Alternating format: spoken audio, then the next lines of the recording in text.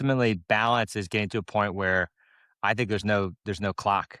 And how long can you do it? I could do this forever because it's sort of like when you're running, right? And you get in that zone two run and you effectively just can keep going because the oxygen you're bringing in can kind of sustain you. If you start sprinting in the zone three, four, five, there's a shelf life to how long you can run. And I think ultimately balance is staying in that zone two heart rate where you effectively could go forever, right? If you had enough fuel.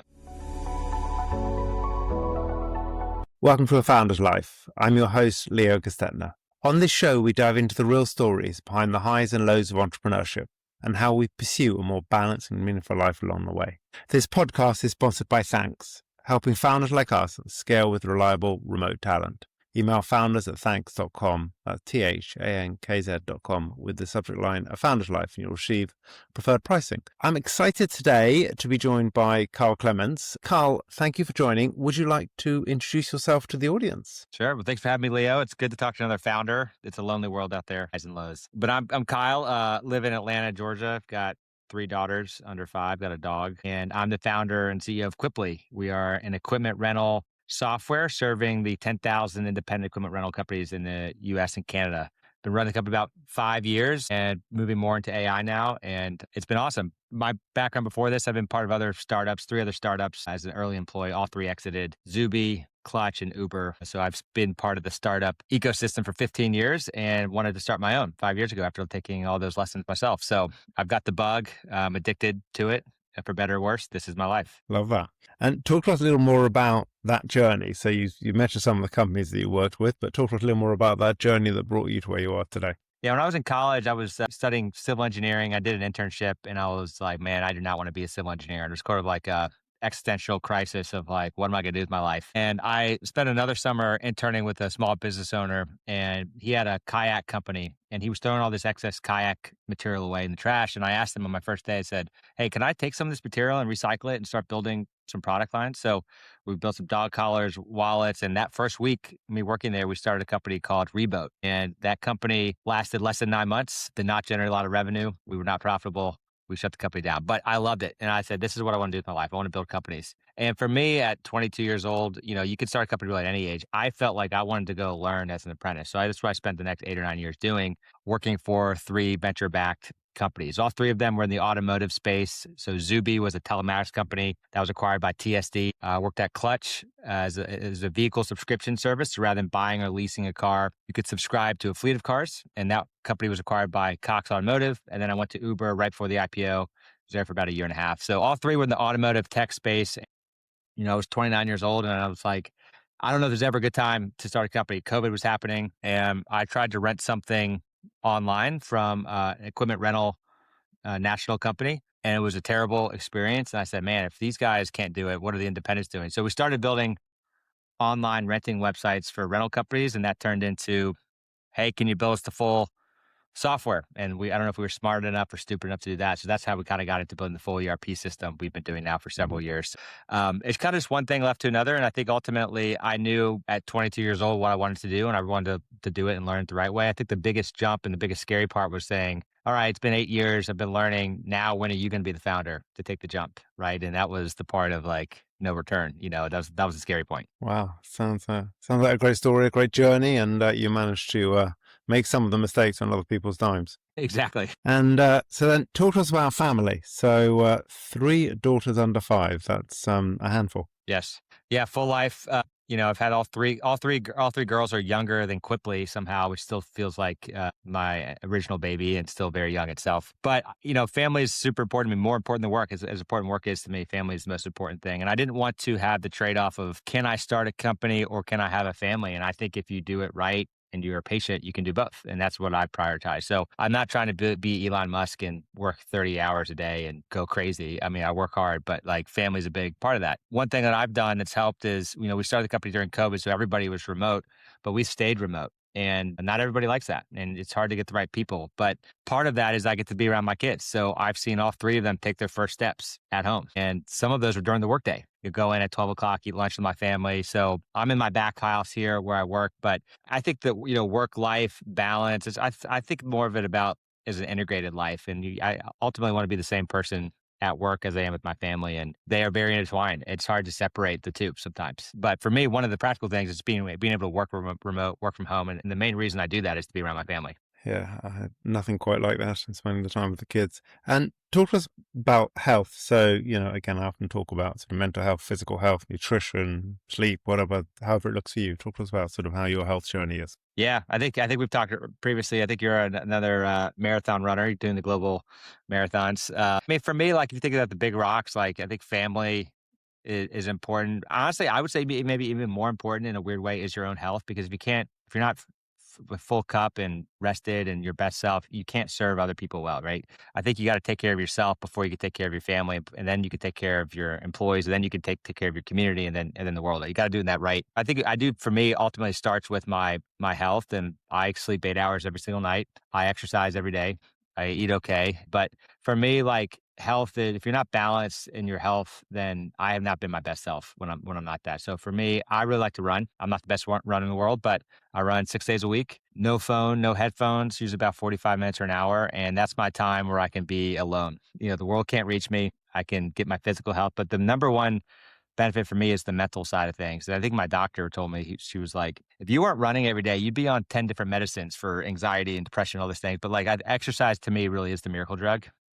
I start every day with that. Try to meditate for 10 minutes in the mornings as well. So I spend a lot of time before I even get to work making sure I'm showing up properly, which with getting the sleep, getting the exercise, the meditation. And when I'm ready to start working, I start working. And I think, Jeff Bezos talks about he doesn't start work till 10 a.m. He won't take meetings before 10. And I've taken that approach too, not because I'm trying to be like Jeff Bezos, but because I need a lot of time to think and be ready for the world, right? Because once you start work, you're slaying dragons, right? And if you're not at your top shape, you're gonna pay the price later. Yeah, and I seem to remember you've done an Ironman as well as you're running. That was Yes, more than a 45-minute that was morning more than commitment. 45. I actually got my so I did the Ironman 7 years ago. Actually, as a way, my mom was sick, and that was my way to sort of process a hard season for me, and I'd sort of put all that energy into an Ironman. I don't aspire to do another one, but actually, I don't know if I told you this. 2 weeks ago, I got my Ironman tattoo. So I got my first tattoo 2 weeks ago on my Wow. calf. So that was sort of, I had turned 35 and I was like, not that that's old, but I'd always wanted to get one. And I'm like, what am I waiting for? So it's now permanent. Nice. So does that mean you're going to do another Ironman? That's what my wife asked. And I said, no, I have no plans to, but not while I'm running Quipli. Maybe after Quipli, I'll have more energy or time, but I'll stick to my running for now. Fair enough. It's a big time commitment. I think I definitely agree with you. The one thing I always like from Jeff Bezos, I mean, I don't sleep 8 hours a night. I'd love to. I'd have no problem with sleeping that beyond the fact that my body wakes up and says, let's get stuff done. But I've always loved the fact that he is someone who says, yeah, he sleeps 8 hours a night. There's none of this crap that people are like, oh, I sleep 4 hours a night. Well, okay, that's just not healthy. I think one of the things I also agree with what you're talking about is running. So, I mean, I'm a big runner. I do listen when I'm running. I Yeah. do have headphones and things, but I find it very meditative. I mean, Yes. people who aren't runners never quite understand that, but it is actually when you're in the zone and you're out there running, it's meditative, it's peaceful. I mean, you can just quite happily carry on going. I don't know if you find it for yourself, but for me, like people ask me how many hours I work. I'm like, well, do you count my running? And they're like, what do you? And that's actually when I'm running for whatever it is, 6 hours a week. I'm almost always thinking and working through a problem. And when you're no cell phone, no distractions, you just kind of force yourself to wrestle with whatever you're dealing with for an hour, right? And for me, that is work for sure. And I think part of the Ironman is you're not allowed to listen to anything during the race. So I was forced in my training. It's like, well, I'm going to learn to be by myself. And I don't know if you feel like this is running, but I certainly do. Is that the hardest part of running? It's not the physical part; it's the mental side of being alone, getting out there. The running itself is just one step after another. That's not the hard part. It's the mental side, right? And I don't know if you find the same for you. Yeah, I mean, I definitely get that one. I think, but I do need my phone. Number one, I do like listening to things. I know when I Yeah, was doing yeah. triathlons, you can't with triathlons, but with marathons you can, and I do enjoy listening. I also have a really bad memory, so I need to write stuff down. So, like you're talking about thinking through that business problem. Yeah, I'm thinking through things all the time. But I got to write down the solutions, otherwise I've forgotten it by the time I get back. I agree with that. And I know for sure I've probably forgotten dozens of things, but the way I've thought about it is if it's important enough, I will remember it when I get back. And maybe that's my wishful thinking of pretending I have a better memory than I have. But there's certainly things I'm like, I have this great insight and I'm sure I've forgotten it by the time I get home. Oh, it's fair enough. You probably do have a better memory. You also have the advantage of a little less grey hair. So, one request for the audience: if you're enjoying this conversation, please do click subscribe. And then, Kyle, the next thing is talk to us a little bit about what you like to do for fun. What do I like to do for fun? Well, working and being with my family and running is fun to me. I like the sense of achievement, and that is my life. I don't have a lot of space outside of that. However, I like to golf. It's been less often lately. I'm lucky if I get 4 or 5 rounds a year. I've recently got into not recently. They've been my team for a while, but the last 5 years, I've been watching them more often. Is Arsenal Premier League soccer. It's perfect because it's on at 8 a.m., 9 a.m. in the morning, so I'm kind of around with the kids. I'm a early birds. Watching them's been fun. They won the Premier League this week, so I was very happy to see that. So yeah, that's that. I mean, work is fun to me. Being with my family is fun. Running is fun. I like to do different races. I know you like to do the major marathons. I've been trying to do one a year. Last year we did New York City. This year I'm doing Berlin. So part of that trip, my wife and I will go. We'll do 10 days and do sort of a trip around the race. So travel is a big part. Golf, and watching Arsenal. Those are the things I like to do. All sound like good activities. I mean, I'm not sure I'd choose Arsenal, but each to their own. I'm not sure. I don't have a direct team. My closest would would have to be Brighton, but that's because the family have been involved in a long time, and so I've sort of spent the last 25 years a lot around Well, Brighton. I appreciate you didn't pick a major Big Six team like all the other Americans here who all like Chelsea and Man City and the big ones. You picked I mean, it helps that I'm not American. So looking at that, and we started talking about balance, integration, however you want to look at it, life. So how do you define that for you? How do I define balance? I mean, I think I just it's family and work and community. It's all these things together. And I sort of had this view that you don't actually have to choose if you're patient. You can build these things simultaneously. So for me, I just ultimately want to be proud of the life that I'm living. And I think I want to be proud. I want to be a proud father. I want to be a proud business owner. I want to be a proud athlete. I think for me, I choose the things that are most important and cut out the rest. 10 years ago, I played a lot of golf. I was really good at golf. I'm not good at golf anymore. And I tried to cut some of that stuff out. I used to watch every single sporting event ever on TV. I cut a lot of that out, right? So I think for me, balance is really around choosing the most important things in your life. And for me, it's my family, it's my work, it's my health. And if I have time around that, I'll watch Arsenal and I will play some golf and things. But I think for me, it's focus and you kind of cut out a lot of the noise. I got rid of social media a year ago, sort of that sort of stuff to prioritize the big rocks. And I think the big rocks for me it's different. It's a very personal thing. Someone else may have a different list of things. But I think one of the dangers is you try to do too many things. I'm going to have 10 big rocks. And I think that's where you can fall short. But I think if you have a few things and you make those the most important things, that ultimately gives me balance in my life. I love that. And I think that definition of balance as almost being the cutting out the noise and deciding what's important. I think that's a great definition. I would just say that is as a you have to do that, right? You have to say no. That's the superpower is focus. And a lot of your listeners, all of your founders know that this, right? I think the danger would to say yes. Oh, you can do this. You can do this. You can do anything. But you can't do everything.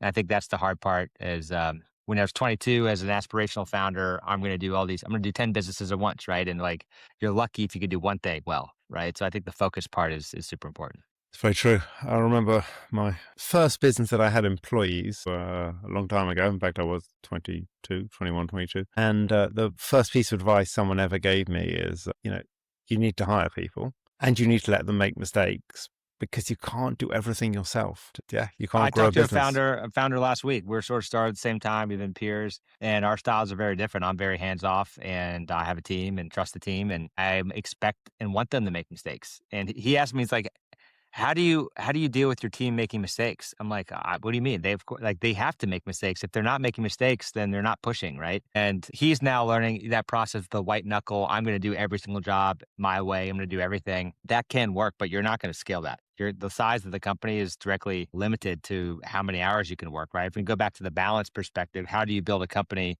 and run marathons and watch soccer and have a family? Well, you have to let go of stuff. Because if I was going to do every single sale and every single engineering line, your company is going to be very small compared to what it could be if you build the team and as part of building that team, letting them fail, right? That's hard though. Letting go is hard.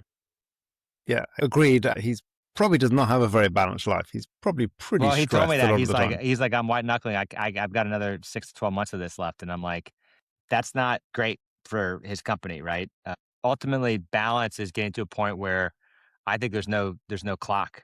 How long can you do it? I could do this forever because it's sort of like when you're running, right? And you get in that zone 2 run and you effectively just can keep going because the oxygen you're bringing in can kind of sustain you. If you start sprinting in the zone 3, 4, 5, there's a shelf life to how long you can run. And I think ultimately balance is staying in that zone 2 heart rate where you effectively could go forever, right? If you had enough fuel. And I look at him and I'm go, he's in zone 5 and that's going to blow up at some point, right? Yep, that makes a lot of sense. So talk to us a little bit about what's been a pivotal moment in your life. Pivotal moment for me, I mean, it was that 2019 and 20 years. I think a lot of times pivotal moments are not fun moments, at least for me. It's usually something hard happened and you go, I got to course correct. And for me, it was, I was married. We got married in 2018. 4 months later, my mom was diagnosed with stage 4 brain cancer at 56.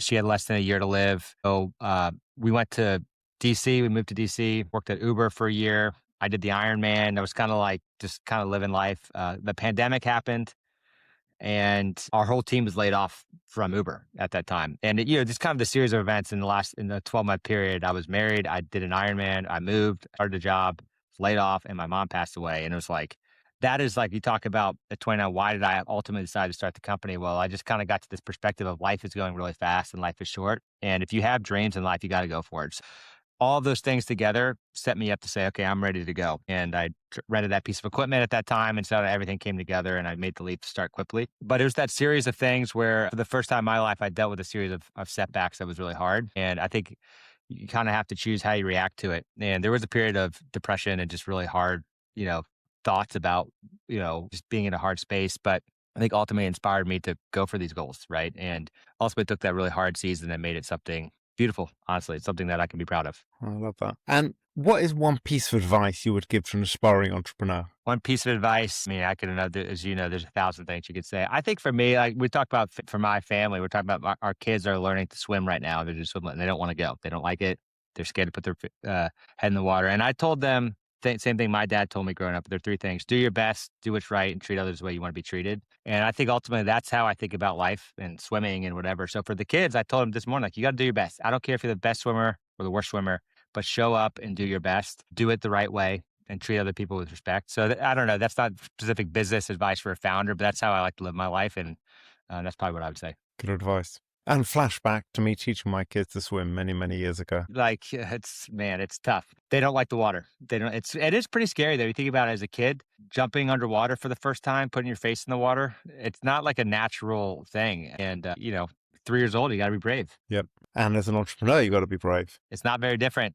Learn to swim is, that same sort of mindset is not very different than starting a company, right? You're jumping into the unknown. Very, very true. So, well, thank you for joining us today. How can people find you? I'm on LinkedIn, Kyle Clements. You can look me up on LinkedIn. That is the social media I do have. Our company is Quipli, Quipli. You can go to quipli.com to learn more about us. Well, thank you. Great to have you on the show. Thanks for having me, Leo. And thank you for listening to today's episode. If you enjoyed the conversation, don't forget to subscribe to the channel, tell your friends, and leave a review.